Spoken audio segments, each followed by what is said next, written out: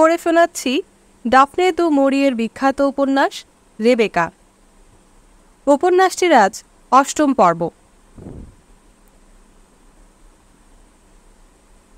আজও মনে পড়ছে ফ্যান্সি ড্রেস বলের প্রসঙ্গ যেদিন প্রথম তোলা হয়েছিল, সেদিনটা ছিল এক রবিবার। সেদিন ফ্র্যাঙ্ক আমাদের সাথে দুপুরবেলা খেতে এলো। খাওয়ার পর আমরা ৩ জন অলিন্দে বসে গল্প করছি। ভেবেছিলাম বিকেলবেলা বাদাম গাছতলায় বসে অলস অন্য মনে চা খাবো, গল্প করব। কখনো বা কোনো কথা না বলে দু চোখ ভরে প্রকৃতির বিজন রূপলীলা দেখব, অনুভব করব। এমনি করে বিকেলটা কেটে যাবে অনাবিল শান্তি আর নির্ভাবনায়। কিন্তু আমাদের সে কল্পনা নিমেষে ভেঙে দিয়ে হঠাৎ শোনা গেল অনেকগুলি গাড়ি আসার শব্দ।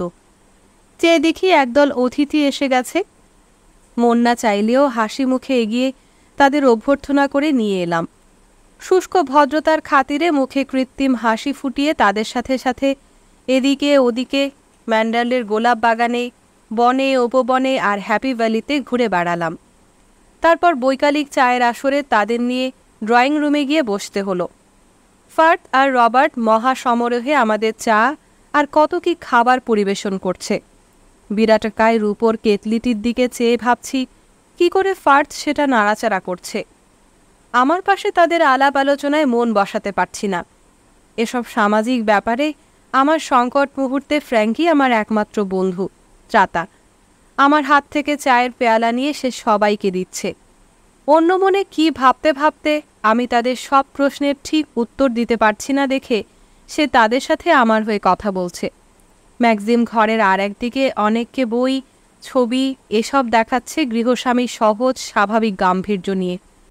তার কাছে চা খাওয়া পর্বের এসব জাঁকজমক সমারোহ লক্ষ্য করার মতো কোনো ঘটনাই নয়। তার নিজের চা তো ঠান্ডা বরফ হয়ে যাচ্ছে। আমি চুপচাপ বসে আছি, চারদিকে তাকিয়ে তাকিয়ে দেখছি। এমন সময় লেডি ক্রুয়ান ম্যাক্সিমকে তার দিকে আসতে দেখে বলে উঠলেন, আপনাকে একটা কথা বলবো, অনেক দিন থেকে ভাবছি। আচ্ছা, ম্যান্ডালের ফ্যান্সি ড্রেস বল কি আবার প্রবর্তন করবেন? আমি মুখ নিচু করে চায়ের পেয়ালায় চুমুক দিচ্ছি।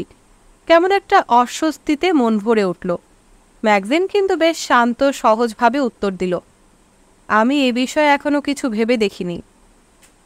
লেডি ক্রোয়ান বললেন, সকলের হয়ে আপনাকে অনুরোধ করছি আবার ওই উৎসবটার আয়োজন করুন। ম্যাগজিম এবার শুষ্ক স্বরে বলল, ব্যাপারটা খুব পরিশ্রম সাপেক্ষ। ফ্র্যাঙ্ককে জিজ্ঞেস করুন, তাকেই তো সব করতে হয়। মিস্টার ক্রলে, আপনি আমাদের পক্ষে আসুন। লেডি ক্রোয়ানের সাথে এবার সমবেত সকলে একযোগে তাদের আগ্রহ জানালো। ক্রলের শান্ত স্বর শুনতে পেলাম, ম্যাক্সিমের আপত্তি না থাকলে আমি সমস্ত ব্যবস্থার দায়িত্ব নিতে রাজি আছি, কিন্তু অনুষ্ঠানটি আবার প্রবর্তন করা হবে কি না সে সিদ্ধান্ত করবেন ম্যাক্সিম এবং মিসেস ডি উইন্টার। এবার আমি হলাম তাদের প্রধান লক্ষ্য। লেডি ক্রোয়ান আমার দিকে চেয়ে বললেন, মিসেস ডি উইন্টার, আপনার স্বামীকে আমাদের হয়ে বলুন আপনার কথা উনি রাখবেন। এখানে আপনার আগমন উপলক্ষ করে আপনার সম্মানে তার এই উৎসবের আয়োজন করা উচিত। ওদিক থেকে কে একজন ভদ্রলোক বলে উঠলেন, হ্যাঁ, উনি ঠিক কথাই বলেছেন। আপনাদের বিয়ের আনন্দ থেকে আমরা বঞ্চিত হয়েছি। এখন একটা উৎসবের আয়োজন না করলে আমাদের উপর খুব অন্যায় করা হবে। আচ্ছা, কে কে আমাদের সমর্থন করছেন হাত তুলুন। মিস্টার ডি উইন্টার, দেখলেন তো, প্রস্তাবটি সর্বসম্মতিক্রমে গৃহীত হয়ে গেল। হাততালি দিয়ে সবাই হেসে উঠল। ম্যাক্সিম আমার দিকে তাকিয়ে বলল, তুমি কি বলো? আমি কি বলবো, তুমি যা ঠিক করবে তাই হবে। লেডি ক্রোয়ান বলে উঠলেন, ওর সম্মানার্থে উৎসবের আয়োজন করা হচ্ছে, উনি তো সমর্থন করবেনই। আচ্ছা মিসেস ডি উইন্টার, আপনি কি সাজ করবেন? আমার মতে আপনাকে গ্রাম্য মেষপালিকার সাথে ভারী চমৎকার মানাবে। আমার রূপ নেই, আমি যে কত সাধারণ তার এই কথায় আর একবার আমার মনে পড়ল। এমন সময় ফ্র্যাঙ্ক এই আলোচনার মোড় ফিরিয়ে দিল বলে তার ওপর আমার মন কৃতজ্ঞতায় ভরে উঠল। সে ম্যাগজিনকে বলল, মিসেস ডি উইন্টারের সম্মানে একটা উৎসব আমাদের করা উচিত, একথা আমাকেও অনেকে বলেছেন। লেডি ক্রোয়ান এবার বিজয় গর্বে বলে উঠলেন, তাহলে এবার আর আপনি অমত করবেন না নিশ্চয়ই মিস্টার ডি উইন্টার? ম্যাগজিম আমার দিকে চেয়ে কি যেন ভাবছিল। আমার মতো অসামাজিক লাজুক মেয়ে কি করে ওরকম বিরাট উৎসবে নিজেকে মানিয়ে নেবে? তাই হয়তো ভাবছিল সে। আরও কয়েকটি মুহূর্ত চুপ করে থাকার পর সে ফ্র্যাঙ্কের দিকে তাকিয়ে বলল, তাহলে তুমি সব ব্যবস্থা করতে আরম্ভ করো। মিসেস ডানভার্স তোমাকে সাহায্য করবে।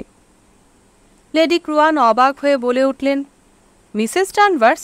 সেই অদ্ভুত মহিলাটি এখনও আপনাদের এখানে আছে নাকি? ম্যাক্সিম তার প্রশ্নের কোনো জবাব না দিয়ে বলল, আপনাদের খাওয়া শেষ হয়েছে তো? চলুন তাহলে বাগানে বেরিয়ে আসা যাক। তারপর আমরা সবাই এদিক ওদিক ঘুরে বেড়ালাম। সবাই ফ্যান্সি ড্রেস বলে জল্পনা কল্পনা করছে। অবশেষে তাদের যাবার সময় হলো। একে একে সবাই চলে যাবার পর আমি যেন স্বস্তির নিঃশ্বাস ফেলে বাঁচলাম।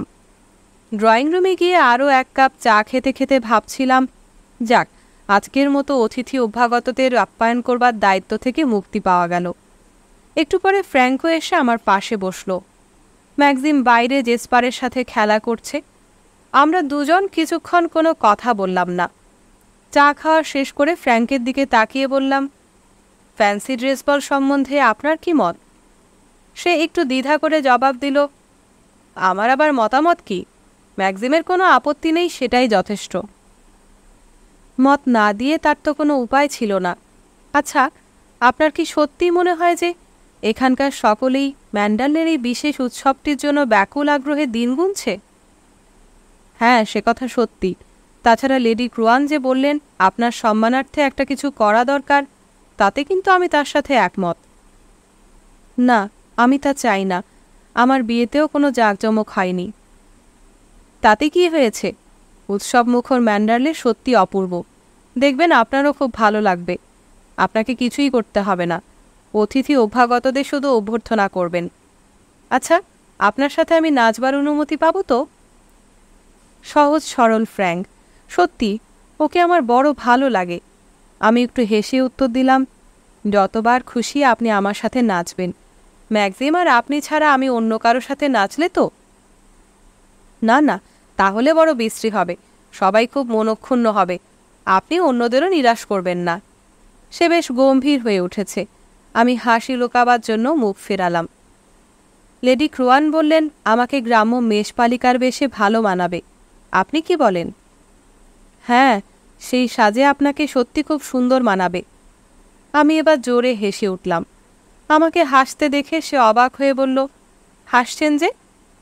এমন সময় ম্যাক্সিম ঘরে ঢুকল। জেসপার তার পেছনে লাফাতে লাফাতে আসছে। কি হলো, এত হাসছ কেন? উনি বলছেন লেডি ক্রুয়ানের কথা মতো গ্রাম্য মেষপালিকার সাজে আমাকে নাকি খুব ভালো মানাবে। লেডি ক্রুয়ানের কথা ছেড়ে দাও, তার কোনো কাণ্ডজ্ঞান নেই। এই উৎসবের আয়োজন করতে হলে যেরকম পরিশ্রম করতে হয়, তার শতাংশের একাংশও তাকে করতে হলে তিনি এতটা উৎসাহ দেখাতেন না। আচ্ছা ফ্র্যাঙ্ক, কত লোককে নিমন্ত্রণ করতে হবে? নিমন্ত্রিতদের তালিকা অফিসে আছে, তাতে কোনো অসুবিধা হবে না। কিন্তু অতগুলি চিঠিতে টিকিট লাগানোটাই একটা বড় কাজ। আমার দিকে তাকিয়ে ম্যাক্সিম হেসে বলল, সে কাজটা তুমি করবে কেমন? না না, মিসেস ডিউইন্টারকে ওসব নিয়ে একটুও ভাবতে হবে না। আমরাই সব করতে পারবো। আমাকে কোনো দায়িত্ব নিতে হবে না ভেবে আমি খুশিই হয়েছিলাম। কিন্তু টিকিট লাগাবার কাজটাও আমি সুষ্ঠুভাবে করতে পারবো না ভেবে আমার আত্মসম্মানে কেমন একটু আঘাতও লাগলো। বসবার ঘরে লেখবার টেবিলের ছোট ছোট দেরাজের ওপর সেই বাঁকা আখরগুলি আমার চোখের ওপর ভেসে উঠে আমাকে যেন বিদ্রূপ করতে লাগলো। নিজেকে সামলে নিয়ে ম্যাক্সিমকে প্রশ্ন করলাম, তুমি কি সাজবে? একমাত্র গৃহস্বামীকেই সাজবার দায় থেকে মুক্তি দেওয়া হয়েছে, তাই না ফ্র্যাঙ্ক? আমি কিন্তু মেষপালিকা সাজব না। বেশ তো, তোমার এই ছোট্ট চুলে একটি রিবন বেঁধে আজব দেশের অ্যালিস হও না কেন? এখন তোমাকে ঠিক তাই মনে হচ্ছে। কেন এমন বলছো? দেখিনিও তোমাদের দুজনকেই কেমন অবাক করে দিই। কি সাজ করব এখন কিছু বলবো না। মুখে কালি ঝুলি মেখে বাদরের মতো অদ্ভুত সাজ না হলেই হলো। বেশ, শেষ মুহূর্ত পর্যন্ত তোমরা কেউ কিছু জানতে পারবে না। জেসপার, আয়, আমরা এখান থেকে চলে যাই। ঘর থেকে বেরিয়ে যেতে যেতে শুনলাম ম্যাক্সিম খুব হেসে ফ্র্যাঙ্ককে কি যেন বলছে। বাগানের দিকে চলতে চলতে ভাবছিলাম, ম্যাক্সিম কেন আমাকে সবসময় এত ছেলে মানুষের মতো মনে করে, ওরকম ব্যবহার করে। তার খেয়াল খুশির মতো মাঝে মাঝে সে আমায় আদর করে, সোহাগ করে। কিন্তু কোনো ছোট মেয়েকে বড়রা যেমন আদর করে ঠিক তেমনি। কত সময়ে আমার অস্তিত্ব নিঃশেষে ভুলে গিয়ে সে আপন মনে কি ভাবে। তখন আমার মনে হয় আমার কাছ থেকে সে যেন কত দূরে চলে গেছে। তার একলা মনের গোপন ব্যথার কোনো সন্ধান আমি পাইনি আজ অবধিও। এ জীবনে কি কোনোদিনই আমি তার উপযুক্ত জীবন সঙ্গিনী হতে পারবো না? আজকের এই ব্যবধানের প্রাচীর ভেঙে তার মনের একান্ত সঙ্গোপনে তার সত্যিকারের সহধর্মিনীর স্থান কি কোনোদিনও পাব না? এভাবে কি আমাদের সমস্ত জীবন কেটে যাবে? আমাকে কেন আরও বয়স্ক, আরও অভিজ্ঞ দেখায় না? তাহলে তো আমাকে সে তার মনের কাছ থেকে এত দূরে সরিয়ে রাখতে পারত না। উত্তাল সাগরের দিকে তাকিয়ে থাকতে থাকতে এমনি কত কি যে ভেবে চলেছি। হঠাৎ মনের মধ্যে কেমন অস্থিরতা অনুভব করলাম। ডেসপার, আয়, ছুটে আয় বলে আমিও ছুটে চলেছি পাগলের মতো। আমার দু চোখ বেয়ে নেমে আসছে অজস্র জলের ধারা। ফ্যান্সি ড্রেস বলের খবর ঝড়ের বেগে চারিদিকে ছড়িয়ে পড়ল। ক্ল্যারিস তো ভীষণ উত্তেজিত হয়ে সারাদিন কেবল এই এক কথাই বলছে। তার কাছ থেকে শুনলাম ম্যান্ডালের সবাই এই খবর শুনে খুশি হয়েছে। ক্ল্যারিস আমাকে প্রশ্ন করল, আপনি কি সাজবেন? এখনো কিছু ভাবিনি। আমার মা বলেন, গেল বছরের কথা জীবনেও তিনি ভুলতে পারবেন না। আপনি কি লন্ডন থেকে পোশাক আনাবেন? কী সাজ করব তা ঠিক করলে তোমাকেই সব প্রথম জানাবো। আর কাউকে বলো না কিন্তু। ও কি মজা! না, আমি কাউকে বলবো না। এই সংবাদ জেনে ডানভার্স কি ভাবছে তার মনের প্রতিক্রিয়া জানবার জন্য আমার বড় কৌতূহল হলো। সেদিন বিকেলের পর তার সাথে আমার আর দেখা হয়নি। সেদিন তার যেরকম ভয়ানক মুখের ভাব হয়েছিল আমি জীবনেও তা ভুলতে পারবো না। সে হয়তো ভেবেছে আমি ফ্যাবেলের কথা ম্যাগজিমকে বলে দিয়েছিলাম। সে এখন আমাকে আরও বেশি করে ঘৃণা করবে। আমার হাতে তার হিমশীতল হাতের স্পর্শ আর কানের কাছে সেই অদ্ভুত কণ্ঠস্বরের তিক্ত স্মৃতি আজও আমাকে শিউরে তোলে। সেদিনের কথা নিঃশেষে ভুলে যেতে চাই, কিন্তু ভুলতে পারি কই। উৎসবের আয়োজন দ্রুত তালে চলেছে। ম্যাগজিম আর ফ্র্যাঙ্ক রোজ সকালবেলা অফিসে গিয়ে ঘন্টার পর ঘন্টা ব্যস্ত থাকছে। আমাকে কিছুই করতে হচ্ছে না। কিন্তু যতই দিন ঘনিয়ে আসছে কী সাজ করব আমি, সে ভাবনাই আমাকে বড় ভাবিয়ে তুলল।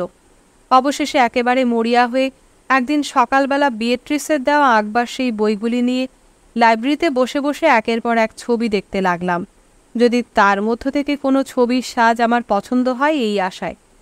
কিন্তু কোনোটাই আমার মনে ধরল না। বিখ্যাত শিল্পী রুবেন র্যামব্রান্টের বিশ্ববিখ্যাত ছবিগুলির বর্ণবৈচিত্র্য এত অপূর্ব যে তাদের কোনো সাজ আমাকে মানাবে না। তবু একটা কাগজে পেন্সিল দিয়ে দু একটা ছবি নকল করলাম, কিন্তু মন মতো না হয় সেগুলো বাজে কাগজের ঝুড়িতে ফেলে দিলাম। সেদিন সন্ধেবেলা শোবার ঘরে বসে আছি, এমন সময় কে কড়া নাড়ল। ক্ল্যারিস এসেছে ভেবে বললাম, ভেতরে এসো। দরজা খুলে ঘরে ঢুকলো ক্ল্যারিস নয়, ডানভার্স। তার হাতে কি একটা কাগজের টুকরো। আপনাকে একটু বিরক্ত করতে হচ্ছে। দিন শেষে সমস্ত বাজে কাগজের ঝুড়িগুলিকে দেখবার জন্য আমার কাছে আনা হয়। লাইব্রেরি ঘরের ঝুড়িতে এই কাগজটি পেলাম। দেখুন, এটা দরকারি কিছু নয় তো? তাকে দেখেই আমি কেমন হয়ে গেলাম। কাগজটি আমার দিকে সে এগিয়ে ধরল। সকালবেলা যে ছবিখানি এঁকে আবার ফেলে দিয়েছিলাম, এটা সেটাই। আমি বললাম, ওটা একটা ছবির নকশা, আমার আর লাগবে না, ফেলে দিন। ও আচ্ছা। ভেবেছিলাম সে আবার চলে যাবে, কিন্তু কোনো কথা না বলে সে দাঁড়িয়েই রইল। কয়েক মুহূর্ত পর আবার বলল, কী সাজ পরবেন এখনো কিছু ঠিক করেননি? না। দরজার হাতলে একখানি হাত রেখে সে আমাকে এক দৃষ্টিতে লক্ষ্য করছিল। চিত্রশালায় যেসব ছবি রয়েছে তার মধ্যে থেকে কেন একটা বেছে নিন না? হ্যাঁ, তা মন্দ হবে না। মনে মনে ভাবলাম, আশ্চর্য, ও কথা কেন আমার মনে হয়নি। সে আবার বলল, চিত্রশালার প্রতিটি ছবির সাজ পোশাক ভঙ্গিমা অপূর্ব। বিশেষ করে সাদা পোশাক পরে হাতের টুপি নিয়ে সুন্দরী তরুণের যে ছবিখানি আছে সেটা সত্যিই অপূর্ব। তার কথায় বেশ আন্তরিকতা ফুটে উঠল। আমার কাছে সে কেন এসেছে এতক্ষণে তা বুঝতে পারলাম। তাহলে কি আমার সাথে সে বন্ধুত্ব করতে চায়?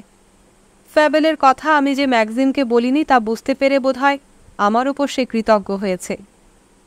মিস্টার ডি উইন্টার আপনার সাজের বিষয়ে কিছু বলেননি? সে আবার প্রশ্ন করল। না, আমি তাকে অবাক করে দিতে চাই। এখন কিছু বলবো না কি সাজ নেব। আমার মনে হয় লন্ডন থেকে পোশাকটা তৈরি করালে ভালো হবে। যদি ছবির ওই সাদা পোশাক পরবেন ঠিক করেন, তাহলে বন্ড স্ট্রিট, লন্ডন এই ঠিকানাটা মনে রাখবেন। ওরা চমৎকার পোশাক তৈরি করে। তাই নাকি? আচ্ছা। একটু চুপ করে থেকে আবার বলল, আপনি নিশ্চিন্ত থাকুন, আমি কাউকে বলে দেব না। আচ্ছা। এবার সে আস্তে আস্তে বেরিয়ে গেল। তার আজকের মনোভাব আর সেদিনকার মনোভাবের মধ্যে কি অদ্ভুত ব্যবধান! সহসা আমার মনে পড়ল জ্যাক ফ্যাবেলের কথা। ফ্যাবেল সম্পর্কে রেবেকার ভাই হয়, কিন্তু ম্যাগজিম কেন তাকে এত অপছন্দ করে? কেন তাকে ম্যান্ডারলেতে আসতে বারণ করে দিয়েছে? বিয়েট্রিসও তার কথা বেশি কিছু বলতে চায়নি। হাবভাব চেহারা দেখে তাকে আমারও ভালো লাগেনি। তার চাহনি কি বিশ্রী! ম্যান্ডারলে যেন তার কতকালের পরিচিত জায়গা, একেবারে নিজের বাড়ির মতো। জেসপারও তাকে দেখে কেমন আনন্দ প্রকাশ করেছিল। কিন্তু ম্যাগজিম ডানভার্সকে সেদিন রেগে যে সমস্ত কথা বলেছিল, তার সঙ্গে তো এসবের এতটুকুও সঙ্গতি নেই। রেবেকা সম্বন্ধে আমার যে ধারণা, তার সাথেও আমি এই লোকটাকে মেলাতে পারছি না। সব দিক দিয়ে যে অতুলনীয় তার ভাই, এমন একটা নগণ্য সাধারণ লোক। এ যেন বড় বিসদৃশ। রেবেকা হয়তো তার এই দুঃসম্পর্কীয় ভাইটিকে এখানে মাঝে মাঝে আমন্ত্রণ জানাতো। ম্যাগজিম যখন বাড়িতে থাকতো না, তখনই হয়তো সে আসতো। খাবার ঘরে সেদিন দুজনে বসে খাচ্ছি। খেতে খেতে আমার চোখের ওপর স্পষ্ট ভেসে উঠল একখানি ছবি। যেখানে আমি বসে আছি, ঠিক সেখানটিতে যেন রেবেকা বসে খাচ্ছে। পাশের ঘরে ফোন বেজে উঠলে ফার্থ এসে রেবেকাকে বলল, মিস্টার ফ্যাবেল আপনার সাথে কথা বলতে চান। রেবেকা ম্যাগজিমের দিকে এক পলক তাকিয়ে তাড়াতাড়ি উঠে ও ঘরে চলে গেল। ম্যাগজিম কোনো কথা না বলে খেয়ে যাচ্ছে। একটু পরে রেবেকা ফিরে এসে সহজভাবে হালকা সুরে অন্য কথা বলতে লাগলো। ম্যাগজিমের ক্ষণকাল আগের অপ্রসন্নতা কেটে গিয়ে একটু একটু করে সহজভাবে ফিরে এলো। আবার সে আগের মতো হেসে রেবেকার সাথে কথা বলছে। কি ভাবছ? ম্যাগজিমের কথায় আমার গভীর তন্ময়তা ভেঙে গিয়ে চমকে উঠলাম। এক নিমেষের জন্য যেন আমি আমার আপন সত্তাকে সম্পূর্ণ হারিয়ে ফেলে রেবেকার আত্মায় এক হয়ে মিশে গিয়েছিলাম। ম্যান্ডারলের ফেলে আসা জীবনে শুধু ভাবনাতেই নয়, মনে প্রাণে ফিরে গিয়েছিলাম। আমার দিকে তাকিয়ে সে হেসে বলল, জানো, খেতে খেতে তুমি কেমন অদ্ভুত কাণ্ড করছিলে। প্রথমে কান পেতে কি শুনলে, তারপর তোমার ঠোঁট নড়তে লাগলো। আমার দিকে তাকিয়ে একটু হেসে আবার মাথা নাড়লে। এক মুহূর্তে এত ব্যাপার ঘটে গেল। ফ্যান্সি ড্রেস বলে কীরকম অভিনয় করবে তারই মহড়া দিচ্ছিলে বুঝি? আমি তার কথায় কোনো জবাব না দিয়ে ভাবছি, আমার সত্যিকারের মনোভাব জানতে পারলে সে কি বলতো। এক লহমার জন্য সে গত বছরের ম্যাক্স আর আমি রেবেকা হয়ে গিয়েছিলাম, এ কথা জানলে তার মনের অবস্থা কেমন হবে? কি হলো, তোমাকে অপরাধীর মতো দেখাচ্ছে কেন? না, কিছু হয়নি তো। কি ভাবছিলে বলো? কেন বলবো? তুমি কি ভাবো আমায় তা কখনো বলো না। তুমি তো কোনোদিন জানতে চাওনি আমি কি ভাবি। হ্যাঁ, একবার জানতে চেয়েছিলাম। কবে? আমার মনে নেই। সেদিন লাইব্রেরিতে ছিলাম দুজনে। হতে পারে। আমি কি বলেছিলাম? বলেছিলে তুমি ভাবছো যে মিডলসেক্সের বিরুদ্ধে সারেকে মনোনীত করা হবে কিনা। ম্যাগজিম এবার হেসে বলল, খুব নিরাশ হয়েছিলে তো? আচ্ছা, কি ভাবছিলাম তোমার কি মনে হয়?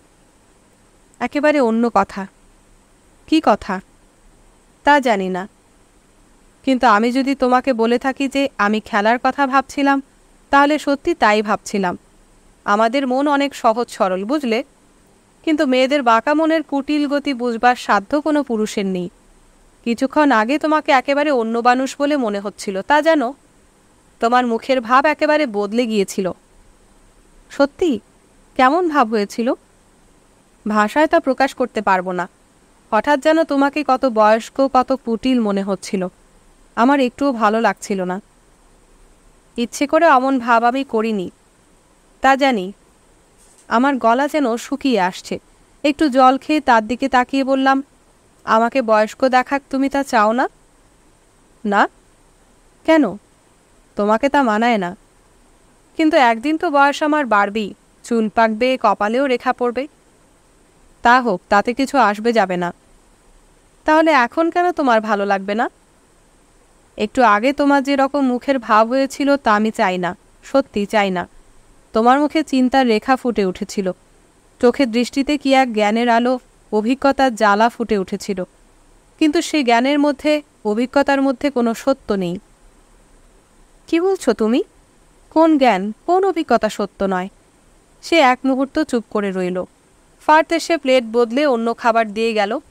ফার্থ চলে গেলে সে খুব আস্তে আস্তে বলতে লাগলো, তোমাকে যখন প্রথম দেখেছিলাম তখন তোমার মুখে চোখে একটা সরল সুন্দর ভাব ছিল, আজও তা আছে। আমি ঠিক ভাষায় প্রকাশ করতে পারছি না, এ শুধু অনুভব করা যায়। তোমাকে বিয়ে করার ওটাও একটা কারণ ছিল, কিন্তু এক মুহূর্ত আগে তুমি যখন আনমনে কি ভাবছিলে, সেই ভাবটি তোমার মুখ থেকে মিলিয়ে গিয়েছিল, তার বদলে অন্য একরকম ভাব তোমার মুখে ফুটে উঠেছিল। কীরকম ভাব? আমার সব খুলে বলো। আমি আগ্রহ ভরে বলে উঠলাম। একটু দ্বিধা করে সে বলল, তাহলে শোনো, তুমি যখন খুব ছোট ছিলে তোমার বাবা নিশ্চয়ই তোমাকে কতগুলি নিষিদ্ধ বই পড়তে বারণ করে দিয়েছিলেন। হ্যাঁ।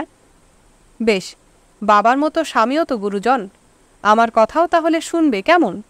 আর কোনোদিন ওরকম কিছু ভাববে না যার জন্য তোমার সরল সুন্দর দুটি চোখের ভাষায় মানুষের বাস্তব জীবনের তিক্ত অভিজ্ঞতার শূন্যতা ফুটে ওঠে। আর কোনো প্রশ্ন না করে এখন খাওয়া শেষ করো। তুমি আমাকে ঠিক 6 বছরের মেয়ের মতো মনে করে কথা বলো কেন? তাহলে কীরকম ব্যবহার আশা করো? অন্য লোকেরা তাদের স্ত্রীর সাথে যেমন ব্যবহার করে, যেমনভাবে কথা বলে। ও, তার মানে সব দিক দিয়ে তোমাকে কোণঠাসা করে রাখবো, এই তো? যাও, সব কিছুতেই তোমার ঠাট্টা। না, ঠাট্টা করছি না, সত্যি বলছি। তোমার চোখ দেখেই বুঝতে পারছি ঠাট্টা করছো। সত্যি আমি তোমার চোখে যেন একটি ছোট্ট বোকা মেয়ে। হ্যাঁ, একেবারে আজব দেশে অ্যালিস, তাই না? রিবন, কাঁটা, ক্লিপ সব কিনেছো তো? ভালো হবে না বলছি, আমার সাজ দেখে তুমি কেমন চমকে যাবে দেখো। তা হয়তো যাব। এখন আর একটিও কথা না বলে খাও তো লক্ষ্মী মেয়ে, আমাকে অনেক চিঠি লিখতে হবে। আমার জন্য অপেক্ষা না করে ফার্থকে লাইব্রেরিতে কফি দিতে বলে সে বেরিয়ে গেল। আমি নীরবে খেতে লাগলাম। খাওয়া শেষ হলে চিত্রশালায় ঢুকলাম, সেখানকার ছবিগুলি ভালো করে দেখব বলে। ডানভার্স আমাকে ভালো কথা মনে করে দিয়েছে। সাদা পোশাক পরা তরুণীর ছবিখানি আমার বড় ভালো লাগলো। এই ছবিখানি ম্যাক্সিমের পিতামহের বোন ক্যারোলিন ডি উইন্টারের ছবি। তিনি নাকি একজন বিখ্যাত হুইগ রাজনৈতিক নেতাকে বিয়ে করেছিলেন। অনেক বছর অবধি তিনি লন্ডনের সবচেয়ে সেরা সুন্দরী ছিলেন। তার বিয়ের আগে এই ছবিখানি নাকি তখনকার এক বিখ্যাত শিল্পী এঁকেছিলেন। ডানভার্সের কথা মতো আমি ছবিখানি হুবহু নকল করে লন্ডনের সেই ঠিকানায় পাঠিয়ে দিলাম, আমার জন্য এরকম এক সেট সাদা পোশাক তৈরি করে পাঠিয়ে দিতে। আমার মন থেকে যেন একটা দুর্বহ ভার নেমে গেল। উৎসবের দিন এখন যত তাড়াতাড়ি এগিয়ে আসুক না কেন, আর আমি ভয় করি না। দিন যতই এগিয়ে আসছে আমাদের উত্তেজনাও বেড়ে চলেছে। ভেবেছিলাম ম্যান্ডারলেতে এখন প্রতিদিনই বুঝি বড় বড় পার্টির আয়োজন হবে, কত লোকজন আসবে যাবে। কিন্তু ম্যাক্সিম বলল শুধু নাচের উৎসবই যথেষ্ট, আর কোনো পার্টির আয়োজন করে দরকার নেই। তার ভাবগতিক দেখে মনে হলো কেবলমাত্র আমার জন্যই সে এই উৎসবের আয়োজন করেছে। লোকজন, কলরব, হৈহুল্লোড় সে একেবারেই পছন্দ করছে না। কিন্তু এর আগে ম্যান্ডারলেতে উৎসব তো লেগেই থাকতো শুনেছি। লন্ডন থেকেও কত অতিথি এসে রাতের পর রাত কাটিয়েছে। তবে আজ কেন তার এই ভাবান্তর? আশ্চর্য। ম্যান্ডালের হলঘর, ড্রয়িং রুম, খাবার ঘর, অলিন্দ, আঙ্গিনা সব নূতন করে সাজানো হলো। রাত দিন অগণিত লোক কাজ করছে। ফার্থ, রবার্ট, ক্ল্যারিস, এলিস, অন্যান্য সবাই সব সময় ব্যস্ত হয়ে এদিক ওদিক ঘুরছে। ফ্র্যাঙ্ক রোজ আমাদের সঙ্গে খাচ্ছে, সব ব্যবস্থার তদারক করছে। সকল আয়োজনে ডানভার্সের উপস্থিতি আর নির্দেশ দূর থেকেও অনুভব করতে পারছিলাম। আমাকে দেখলেই সে সরে যেত। ঘন কুয়াশার আবরণে মুখ ঢেকে অবশেষে সেই প্রতীক্ষিত দিনটি ভোর হলো। বেলা 11টার পর কুয়াশা কেটে গিয়ে নির্মেঘ নীলাকাশ সোনার রোদে ঝলমল করে হেসে উঠল।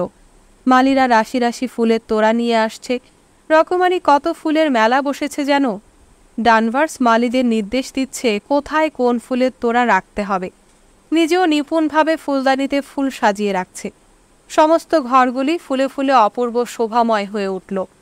কোথায় কোন ফুল মানাবে, কোন জায়গাটা কোন রঙের ছোঁয়াচে আরও সুন্দর হয়ে উঠবে, ডানভার্সের সে বিষয়ে অদ্ভুত রুচিবোধ। সেদিন দুপুরবেলা আমি আর ম্যাক্সিম ফ্র্যাঙ্কের ঘরে তার সাথে খেলাম। বসে বসে হালকা কথা বলে কত কি ঠাট্টা কৌতুক করছি তিনজনে। কিন্তু মনে মনে তিনজনেই বোধহয় আরও কয়েক ঘন্টা পরের ভাবনা ভাবছিলাম। বিয়ের দিন সকালবেলা আমার মনের অবস্থা যেমনটি হয়েছিল, আজও ঠিক তেমনি এক অজানা আশঙ্কা আর উত্তেজনায় মনটা কেঁপে কেঁপে উঠছে। আমি কি সাজ করব ওরা জানতে চাইল। বললাম, বলবো না, তোমরা দুজনেই আমাকে দেখে অবাক হয়ে যাবে, বলে দিচ্ছি। ম্যাক্সিম বলল, ভাঁড়ের মতো সাজ করবে নাকি? দেখো লোক হাসিও না যেন। না, সে ভয় নেই। আজব দেশে অ্যালিসের সাজে তোমাকে সুন্দর মানাতো। অথবা জোয়ান অফ আর্ক, ফ্র্যাঙ্ক একটু লজ্জিতভাবে বলে ফেলল। তারপর তাড়াতাড়ি বলে উঠল, অবশ্য আপনি যেরকম সাজই করুন, আমাদের তা ভালো লাগবে। তোমাকে আর এত উৎসাহ দিতে হবে না ফ্র্যাঙ্ক। তোমাকেও বলছি, সাজ যদি কিম্ভূত কিমাকার হয়, তাহলে দেখো বি তোমাকে কীরকম খ্যাপাবে। বির নিজের সাজ অবশ্য প্রতিবারই সবার হাসির খোরাক জুগিয়েছে। ফ্র্যাঙ্ক আমার দিকে চেয়ে বলল, এ কি, আপনি কিছু খাচ্ছেন না যে? আর খেতে পারছি না। এত ঘাবড়ে গেছো? আসছে কাল কিন্তু এমন সময় সব মিটে গেছে। ম্যাক্সিম বলল। ফ্র্যাঙ্ক এবার বলে উঠল, সময় তো ঘনিয়ে এলো, আমাদের এখন যাওয়া দরকার। হঠাৎ কেমন একটা ভয়ে আমার বুক শুকিয়ে উঠল। হাসতে চেষ্টা করলাম, কিন্তু হাসির বদলে বুঝিবা চোখে জলই এসে পড়ে। ম্যাক্সিমের দিকে চেয়ে ক্ষীণস্বরে বললাম, সবাইকে জানিয়ে দাও যেন কেউ না আসে, আমার বড় ভয় করছে। এ কি হচ্ছে? ভয় কিসের? মনে সাহস রেখে হাসি মুখে আজকের দিনটা কাটিয়ে দাও। আসছে বছর আর এসব কিছু হবে না। ফ্র্যাঙ্ক, চলো যাওয়া যাক। অনিচ্ছা সত্ত্বেও তাদের অনুসরণ করলাম। ফ্র্যাঙ্কের একলার অনাড়ম্বর কুটিরখানি যেন এখন আমার একমাত্র শান্তির নিরাপদ আশ্রয়। বাড়িতে পৌঁছে দেখি বাজনাদাররা এসে গেছে। ফার্দ গম্ভীর মুখে তাদের অভ্যর্থনা করে ভেতরে নিয়ে গেল।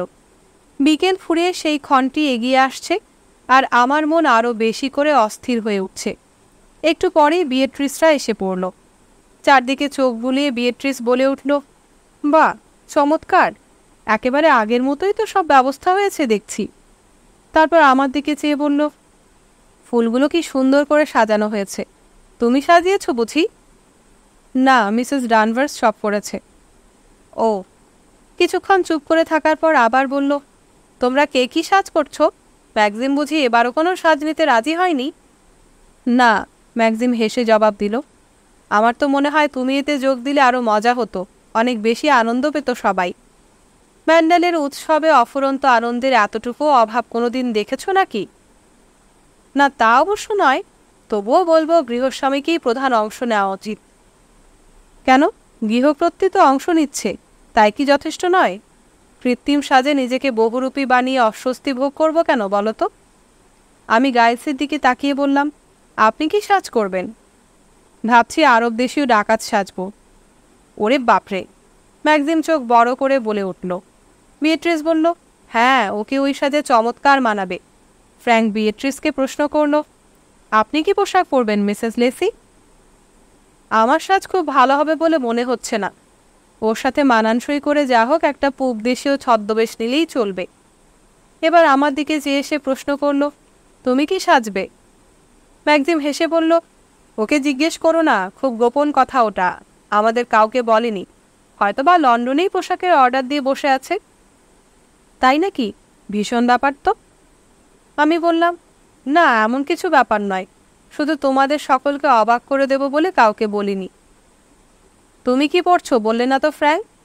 বিয়েট্রিসের এই প্রশ্নবাণে ফ্র্যাঙ্ক খুব সংকুচিত হয়ে পড়ল। সে লজ্জিতভাবে উত্তর দিল, আমি খুব ব্যস্ত আছি বলে কিছু ভাবিনি। কাল রাতে পুরানো একটা ট্রাউজার আর ফুটবল জার্সি জোগাড় করেছি। এক চোখ কানা করে সেই পোশাক পরে জলদস্যু সাজবো ভাবছি। আগে জানলে রোজারের কাছ থেকে তোমার জন্য ডাচম্যানের পোশাক নিয়ে আসতাম, তাতে তোমাকে ভারী চমৎকার মানাতো। না, ওকে আমি ডাচম্যান সাজতে দিলে তো কেউ তাহলে ওকে আর মানবেই না। জলদস্যু হলে তবু বা একটু ভয় করবে, কি বলো? হুম, ফ্র্যাঙ্ককে জলদস্যু সাজে একদম মানাবে না। বেচারা ফ্র্যাঙ্ক, সবাই তাকে নিয়ে মজা করে। গাইলস এবার বললেন, মুখে রংচং মাখতে কতক্ষণ সময় লাগবে বলো তো? বিয়েট্রিস বলল, তা 2 ঘন্টা তো লাগবেই। তুমি এখন থেকেই সাজতে আরম্ভ করো গিয়ে। আবার এই উৎসবের আয়োজন করেছো বলে তোমার উপর খুব খুশি হয়েছি ম্যাক্সিম। যদি ধন্যবাদ জানাতে হয় তো ওকে জানাতে পারো, আমাকে নয়। ম্যাক্সিম একটু হেসে আমাকে আঙুল দিয়ে দেখিয়ে দিল। না না, আমি কিছু করিনি, এজন্য একমাত্র লেডি ক্রুয়ানি দায়ী।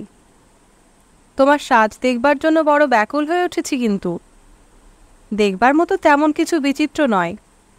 ফ্র্যাঙ্ক এবার বলল, মিসেস ডি উইন্টার বলেন ওকে নাকি আমরা চিনতেই পারবো না। সহসা আমার মনটা খুশিতে ভরে গেল। এত বড় উৎসবের আমিই প্রধান কেন্দ্র, আমি তো গৃহপত্রী, এ কথা ভাবতে কি ভালো লাগে। আমার সম্মানে এত আয়োজন, আমার দিকেই সকলে আগ্রহ ভরে তাকাচ্ছে। আমার সাজ সম্বন্ধে কত জল্পনা কল্পনা ওদের। সাজ করবার জন্য ওপরে শোবার ঘরে যেতে যেতে আবার নতুন করে অনুভব করলাম ম্যান্ডারলের প্রতিটি ঘর কি অপূর্বভাবে সাজানো হয়েছে। ফুল আর আলোর সমারোহে চারদিক সুরভিত, ইন্দ্রপুরীর মতো মায়াময়। চিত্রশালার গ্যালারিতে বাজনাদারেরা তাদের যন্ত্র নিয়ে বাজাবার জন্য তৈরি হচ্ছে। একটা পরম মুহূর্তের জন্য সবাই কি এক উৎকণ্ঠায় প্রতীক্ষা করছে। ম্যান্ডালের আকাশে বাতাসে আজ আনন্দোৎসবের শিহরণ। এখানকার শান্ত নিথর পরিবেশ এক নিমেষে কিসের ছোঁয়ায় প্রাণচঞ্চল হয়ে উঠেছে। অতীত দিনের ম্যান্ডারলে কি আজকের মতোই জীবনমুখর থাকতো সবসময়? ম্যান্ডালের যুগ যুগান্তরের ঐতিহ্যের সাথে বুঝি এক হয়ে মিশে আছে উচ্ছল প্রাণ প্রাচুর্যের দীপ্তি। শোবার ঘরে ঢুকে দেখি ক্ল্যারিস আমার জন্য অপেক্ষা করছে। উত্তেজনায় চোখ মুখ লাল হয়ে গেছে। আমি তাকে দরজায় চাবি লাগাতে বললাম। আমরা দুজন যেন একটা ষড়যন্ত্রের চক্রান্তকারী, এমনই সন্তর্পণে চলাফেরা করছি, চুপি চুপি কথা বলছি। ক্ল্যারিস আমাকে পোশাকটি পরতে সাহায্য করতে লাগলো। পরা হয়ে গেলে পেছনে সরে আমাকে ভালো করে দেখে নিয়ে বলল, কি সুন্দর মানিয়েছে আপনাকে। আয়নার সামনে দাঁড়িয়ে আমিও চমকে উঠলাম। কে? এ তো আমি নই। আমার মতো সাধারণ একটি মেয়ের চেহারা যে এভাবে বদলে গিয়ে এমন অসাধারণ হয়ে উঠতে পারে, এ যেন চোখে দেখেও বিশ্বাস করতে পারছি না। আয়নার দিকে নির্নিমেষ তাকিয়ে আছি। আমার পেছনে ক্ল্যারিসের মুখখানিও দেখতে পাচ্ছি। সে অবাক নয়নে হাঁ করে তাকিয়ে আছে। আমার এই বিচিত্র রূপান্তর তাকেও বুঝি নির্বাক করে দিয়েছে। মিস্টার ডি উইন্টার আমাকে চিনতে পারবেন তো? নিজেকে সহসা খুব গর্বিত মনে হলো। এমন সময় কে কড়া নাড়ল। কে? এখন ভেতরে এসো না। আমি বিয়েট্রিস। আর কত দেরি? তোমাকে দেখতে এসেছি। না না, এসো না লক্ষ্মীটি, তোমরা নিচে অপেক্ষা করো, আমি একটু পরেই যাচ্ছি। বেশি দেরি করো না, আমরা সবাই অধীর হয়ে আছি তোমাকে দেখব বলে। আমি আবার আয়নার দিকে দেখছি। আয়নার প্রতিবিম্বকে চিনতে পারছি না। অন্য কেউ যেন আমার দিকে চেয়ে চেয়ে হাসছে। দৌড় খোলো ক্ল্যারিস, এবার আমি নিচে যাব। দৌড়ে দেখে এসো কেউ আবার পথে দাঁড়িয়ে নেই তো। মেঝে লুটিয়ে পড়া শুভ্র পোশাকের এক প্রান্ত হাতে ধরে খুব সন্তর্পণে বারান্দা দিয়ে এগিয়ে চলেছি। ক্ল্যারিস ছুটে এসে বলল, তারা সবাই আপনার জন্য হলঘরে অপেক্ষা করছেন। সিঁড়ির মুখে দাঁড়িয়ে দেখলাম সত্যি সবাই আমার জন্য অপেক্ষা করছে। সাদা জমকালো পোশাক পরে গাইলস খুব হাসছে কি একটা কথা বলে। তার পোশাকের একদিকে একটা খাপে ছুরি ঝকমক করছে। বিয়েট্রিস সবুজ রঙের অদ্ভুত একটা পোশাক পরেছে, মুখে মুখোশ। বেচারা ফ্র্যাঙ্ককে জলদস্যু সাজে একটুও মানাচ্ছে না। একমাত্র ম্যাক্সিমই স্বাভাবিক সান্ধ্য পোশাক পরে দাঁড়িয়ে আছে। শুনলাম ম্যাক্সিম বলছে, এতক্ষণও কি করছে বলো তো? কটা বেজেছে ফ্র্যাঙ্ক? সবাই তো এসে পড়েছে এখনই। বেহালা বাজছে। উজ্জ্বল আলোর ছটায় ক্যারোলিন ডি উইন্টারের আলেখ্যখানি অদ্ভুত প্রাণবন্ত দেখাচ্ছে। বেহালা বাদকের দিকে তাকিয়ে চুপি চুপি বললাম, ড্রামারকে বলুন মিস ক্যারোলিন ডি উইন্টার আসছে বলে ঘোষণা করতে। উত্তেজনায় আমার সমস্ত শরীর থরথর করে কাঁপছে। ড্রাম বেজে উঠতেই চমকে তাকিয়ে দেখি সবাই ড্রামের শব্দে ভীষণ অবাক হয়ে ওপরের দিকে তাকিয়ে আছে। ড্রামা জোরে বলে উঠল, ক্যারোলিন ডি উইন্টার। আমি তখনই সিঁড়ির প্রথম ধাপে সরে এসে টুপি হাতে একটু হেসে স্থির হয়ে দাঁড়িয়ে পড়লাম, ঠিক ছবিখানের মতো দাঁড়াবার ভঙ্গি করে। ভেবেছিলাম আমাকে দেখে সবাই হাততালি দিয়ে বিস্ময় আর আনন্দ প্রকাশ করবে, কিন্তু কেউ হাততালি দিল না, এতটুকুও নড়ল না। তারা সবাই আমার দিকে অপলক তাকিয়ে আছে নিশ্চল মূর্তির মতো নির্বাক নিস্পন্দ হয়ে। শুধু বিয়েট্রিস অস্ফুট স্বরে কি বলে দুহাত দিয়ে মুখ ঢেকে ফেলল। ম্যাক্সিম স্থানুর মতো দাঁড়িয়ে আছে আমার দিকে অনিমেষ তাকিয়ে। তার মুখখানি ছাইয়ের মতো সাদা হয়ে গেছে। ফ্র্যাঙ্ক তার কাছে এগিয়ে গিয়ে কি যেন বলতে গেল, কিন্তু ম্যাক্সিম তাকে ঠেলে দিল। আমি তখন কয়েক ধাপ নেমে এসেছি, কিন্তু এবার বুঝতে পারলাম কিছু একটা গোলমাল হয়েছে। ম্যাক্সিম কেন ওভাবে তাকাচ্ছে? তারা সবাই কেন পাথরের মতো মূর্তির মতো স্থির হয়ে দাঁড়িয়ে আছে? এসবের অর্থ কি? ম্যাক্সিম সিঁড়ির দিকে একটু এগিয়ে এসে আমার মুখের দিকে তেমনই পলকহীন তাকিয়ে থেকে বলল, এ কী করলে তুমি? তার মুখ কঠিন বিবর্ণ, চোখে ক্রোধের দীপ্তি। তার চোখের দিকে তাকিয়ে গলার স্বর শুনে আমার শরীর মন ভয়ে দুর্ভাবনায় অবশ হয়ে আসছে। তবুও অনেক কষ্টে ক্ষীণস্বরে বললাম, চিত্রশালার ছবি দেখে এই সাজ করেছি। অসহ্য নীরবতা নেমে এলো। আমরা পরস্পর শুধু তাকিয়ে আছি। আমার নিঃশ্বাস বন্ধ হয়ে আসছে। আমি আবারও বললাম, কি হয়েছে?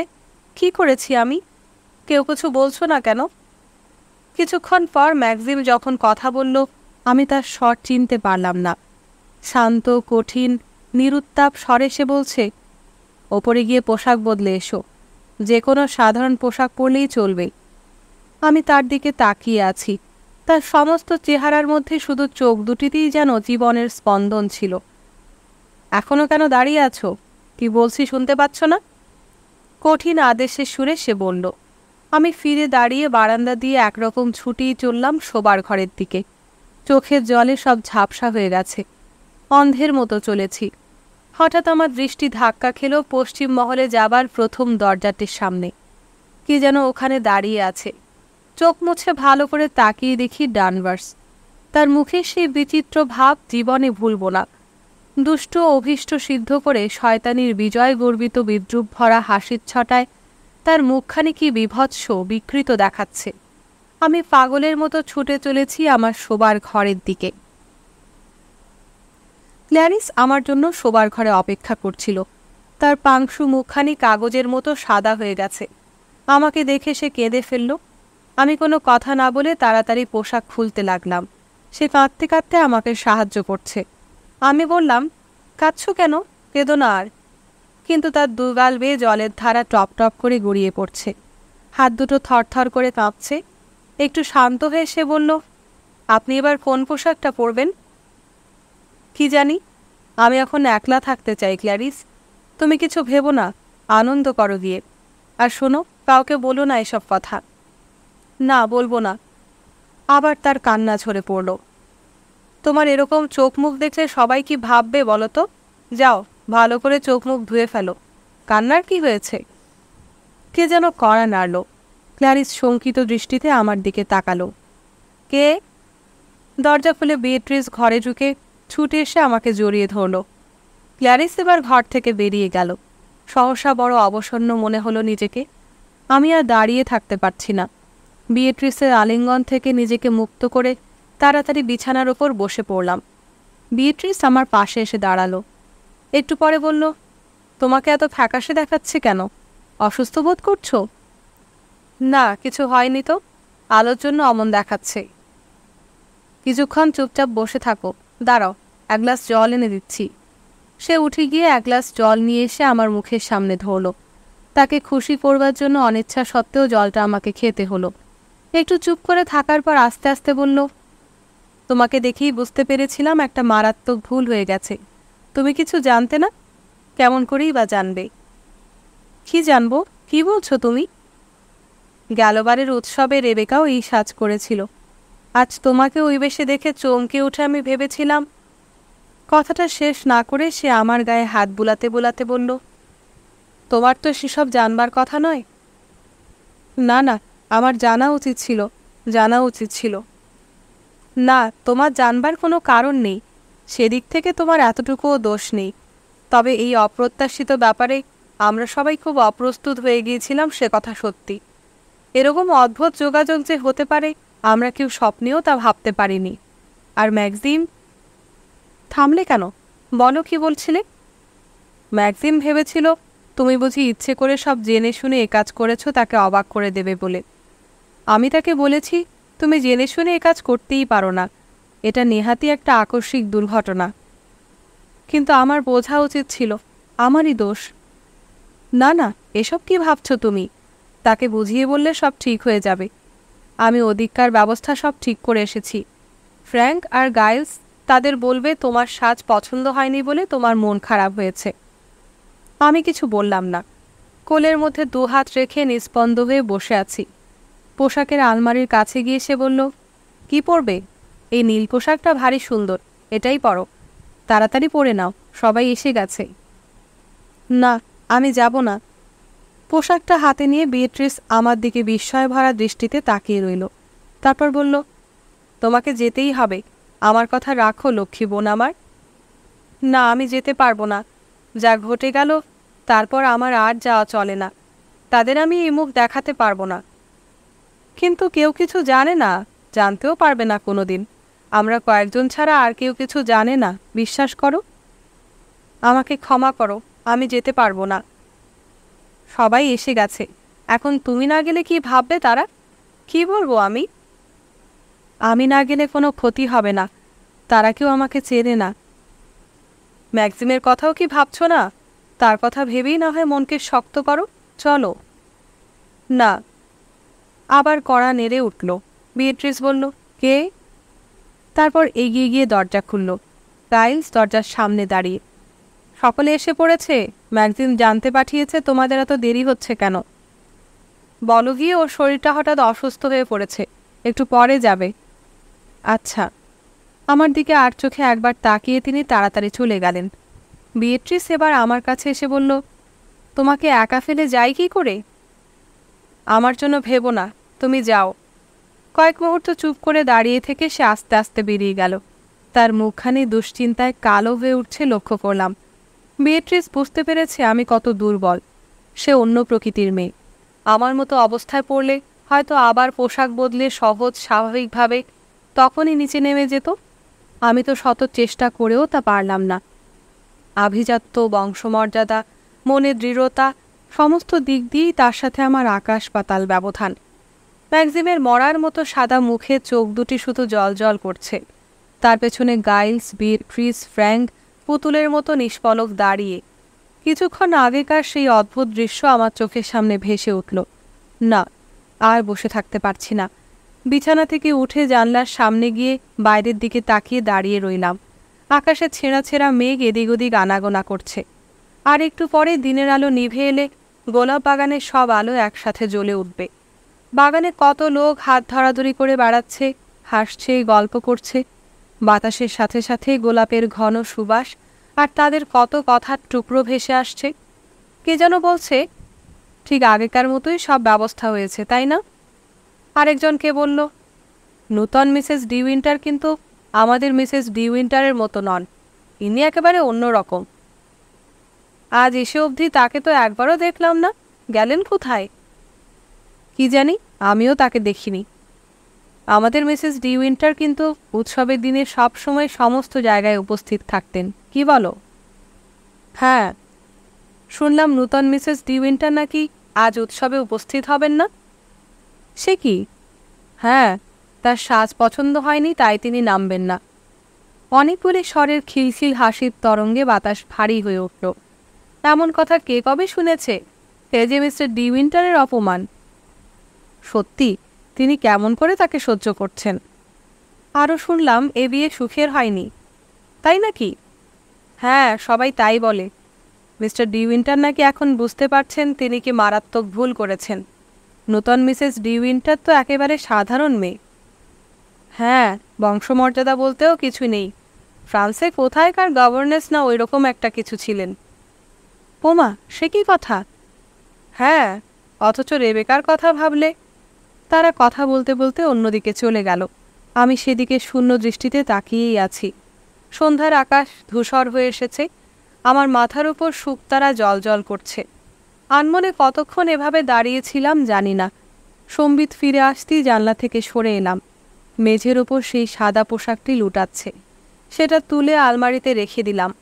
তারপর বিয়েট্রিস যে নীল পোশাকটি বের করেছিল যন্ত্রচালিতের মতো সেটা পরে মুখের প্রসাধন ধুয়ে ফেলে সাধারণভাবে চুল আঁচড়ে বারান্দা দিয়ে চলতে লাগলাম। চারধার একেবারে চুপচাপ। সিঁড়ি দিয়ে নামতে নামতে খাবার ঘরের দিক থেকে কথার গুঞ্জন শুনতে পেলাম। তাহলে এখনও তাদের খাওয়া শেষ হয়নি? আমি সেখানেই দাঁড়িয়ে পড়লাম। ক্যারোলিন দি উইন্টারের ছবিখানি স্পষ্ট দেখতে পাচ্ছি। ছবিখানি যেন জীবন্ত হয়ে আমার দিকে হাসি মুখে তাকিয়ে আছে। সহসা আমার মনে পড়ল বিশপ পত্নীর সেদিনকার সেই কথা। মেঘবরণ একরাশ চুল আর শুভ্র সুন্দর পোশাকে তার সেই রূপ আমি কোনো দিন ভুলব না। এ কথা কেন আমার আগে মনে হয়নি? আনমনে সিঁড়ি দিয়ে আবার ওপরে উঠে আসতে লাগলাম। বারান্দায় এসে সহসা আমার চোখ পড়ল পশ্চিম মহলের দরজার দিকে। বাতাসের ঝাপটায় দরজাটি খুলে গেছে। একটু এগিয়ে গিয়ে দেখি এদিকটা একেবারে অন্ধকার। দেওয়াল হাতড়ে হাতড়ে আলোর সুইচ খুঁজে পেলাম না। দরজার ফাঁক দিয়ে উঁকি মেরে অনুভব করলাম পশ্চিম মহলের খোলা জানালার পর্দাগুলি পতপত করে উঠছে। সন্ধ্যার আলো আঁধারি ঘরের মেঝে কেমন অদ্ভুত সব ছায়া ছড়িয়ে দিয়েছে। সমুদ্রের একটানা অশ্রান্ত কল্লোল আমার কানে ভেসে আসছে। জল ও হাওয়ায় সমস্ত শরীর কেঁপে কেঁপে উঠছে। তবুও সেখানে নিস্পন্দ হয়ে দাঁড়িয়ে আছি। সাগরের একটানা সুর কারো গভীর দীর্ঘশ্বাসের মতন মনে হলো। আমার মনের দীর্ঘশ্বাসও বুঝি ওই অশান্ত সাগরের দীর্ঘশ্বাসের সঙ্গে মিশে গেছে। কতক্ষণ এভাবে দাঁড়িয়েছিলাম মনে নেই। হঠাৎ কী মনে হতে দৌড়ে গিয়ে পশ্চিম মহলের দরজা বন্ধ করে সিঁড়ি দিয়ে আবার নিচে নামতে লাগলাম। এবার তাদের কথা শুনতে পাচ্ছি। খাবার ঘর থেকে তারা বেরিয়ে আসছে। তাদের উচ্ছল হাসি কলরবে চারদিক মুখর হয়ে উঠছে। আমি সন্তর্পণে নিচে নেমে চলেছি উৎসব প্রাঙ্গণে তাদের মুখোমুখি হব বলে।